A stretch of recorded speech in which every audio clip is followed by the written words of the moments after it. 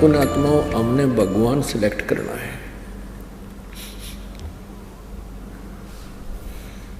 अब आपको दिखाते हैं, परमात्मा कहते हैं तुम कौन राम का जपते जापम और तात कटे ना तुमरे तीनों तापम।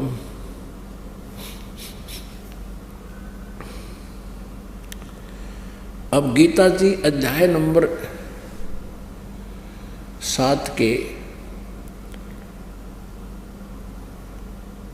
श्लोक नंबर 12 से लेकर 15 में इन तीनों गुणों रजगुण ब्रह्मा, सतगुण विष्णु, तमगुण शिव जी की भक्ति करने वालों के विषय में कितनी शानदार निर्णायक व्याख्या की है कि जो इन तीनों देवताओं की, ब्रह्मा जी की तो पूजा कोई करता ही नहीं, ज़्यादातर श्री विष्णु जी और इनके अवतार श्री रामचंद्र जी, श्री कृष्ण जी की ही पूजा करते हैं, और या फिर भगवान शंकर की इनके साथ साथ करते हैं। अब इन तीनों की भक्ति हमने करनी चाहिए या नहीं, इसका निर्णय भी सद्ग्रंथ ही देंगे। जैसे श्रीमद् भगवत गीता जी अध्याय नंबर 16 के श्लोक नंबर 23 में कहा कि जो शास्त्र विधि को त्याग कर मनमाना आचरण करते हैं उनको न तो सुख होता है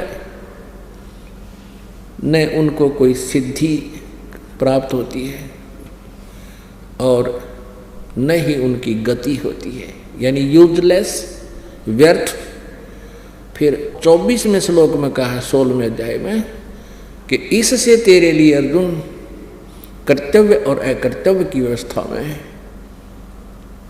सद्ग्रंथ ही प्रमाण है, यानी सद्ग्रंथों में, शास्त्रों में जो लिखा है उसको फाइनल मानना, किसी की लोक वेद पर विश्वास मत करना।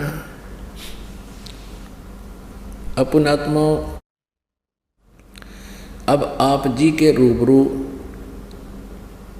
वो व्याख्या करते हैं जिसमें हमारे सद्ग्रंथ पवित्र श्रीमद् भगवत गीता जी इन तीनों गुणों रजगुण ब्रह्मा जी, सतगुण विष्णु, तमगुण शिव जी के पुजारियों के बारे में क्या कहा है, इनको क्या उपमा दी है।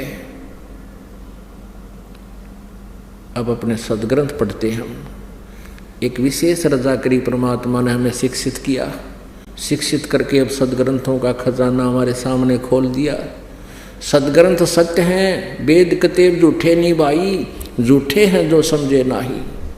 झूठे तो वो हैं जो इनको समझ नहीं सके, ये शास्त्र गलत नहीं है। देखिएगा श्रीमद् भगवत गीता, जय दयाल गोविंद का इसके अनुवादक है, गीता प्रेस गोरखपुर से ये छपी है, प्रकाशित है। अब हम अपने सद्ग्रंथों को स्वयं पढ़ेंगे। पहले ये नकली गुरु हमें गलत बताते रहे। 7वां अध्याय अथ 7वां अध्याय प्रथम मंत्र में गीता ज्ञानदाता कहता है, हे पार्थ, अनन्य प्रेम से मुझ में आसक्त चित्त तथा अनन्य भाव से मेरे प्राण होकर योग में लगा हुआ, योग माने भक्ति में, जिस प्रकार से संपूर्ण विभूति, बल एवं ऐश्वर्य युक्त, गुणों से युक्त, सबके आत्मरूप मुझको संशय रहित जानेगा, उसको सुन। अब ये क्या कह रहा गीता ज्ञानदाता कि मैं ऐसा ज्ञान बताऊंगा तू मुझे संशय रहित समझ सकेगा मैं क्या हूँ। अब श्लोक नंबर 2 अध्याय नंबर 7 का, मैं तेरे लिए इस विज्ञान सहित तत्व ज्ञान को संपूर्णतः कहूँगा, है और जिसको जानकर संसार में फिर और कुछ भी जानने योग्य शेष नहीं रह जाता। तोड़ पाड़ दिया। पवित्र श्रीमद् भगवत गीता में गीता ज्ञानदाता कहता है, इस 7वें अध्याय में तुझे ऐसा ज्ञान बताऊंगा कि तू मुझे संशय रहित समझ सकेगा, और इस ज्ञान के जानने के बाद फिर कुछ भी जानना शेष नहीं रहेगा। अब हम 7वां अध्याय का अब श्लोक नंबर हम 3 पढ़ते हैं, पहला 2 पढ़ लिया। हजारों मनुष्यों में कोई एक मेरी प्राप्ति के लिए प्रयत्न करता है, और उन यत्न करने वाले योगियों में भी कोई एक मेरे प्राण होकर मुझको तत्व से अर्थात यथार्थ रूप से जानता है।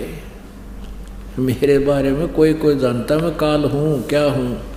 अब देखो क्या कहा 4 और 5 में, पृथ्वी जल अग्नि आयु आकाश मन बुद्धि और अहंकार भी इस प्रकार ये 8 प्रकार से विभाजित मेरी प्रकृति है। यह 8 प्रकार के भेद वाली तो अपरा अर्थात मेरी जड़ प्रकृति है।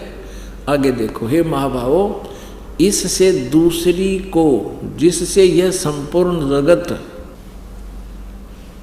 धारण किया जाता है मेरी जीव रूपा परा अर्थात चेतन प्रकृति जान, ये दुर्गा है।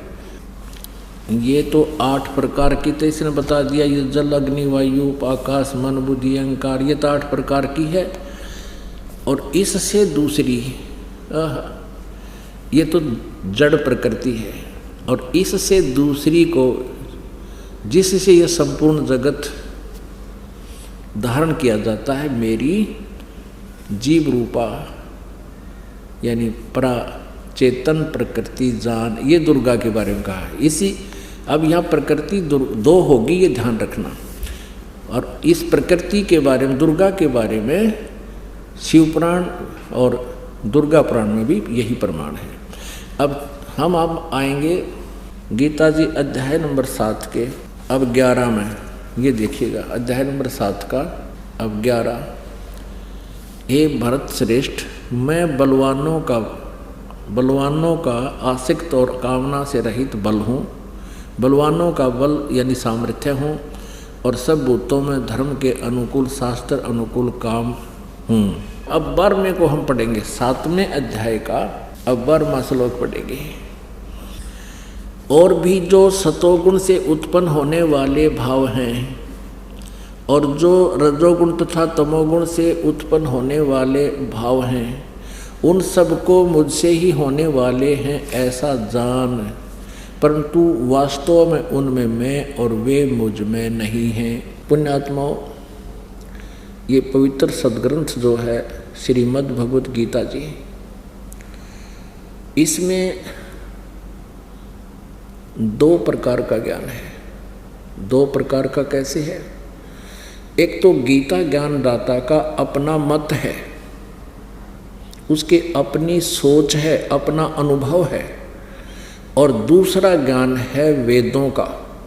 ये चारों वेदों का सारांश है, यानी कोड वर्डों में अधिक जानकारी है श्रीमद् भगवद गीता में, और चारों वेदों का एक संक्षिप्त रूप और निष्कर्ष रूप है ये ज्ञान है। अब इसे स्थान स्थान पर गीता ज्ञानदाता कहता है ये तो मेरा मत है, यानी मेरी सोच तो ये है, और बाकी जो ज्ञान ये दे रहा है वो वेदों वाला दे रहा है।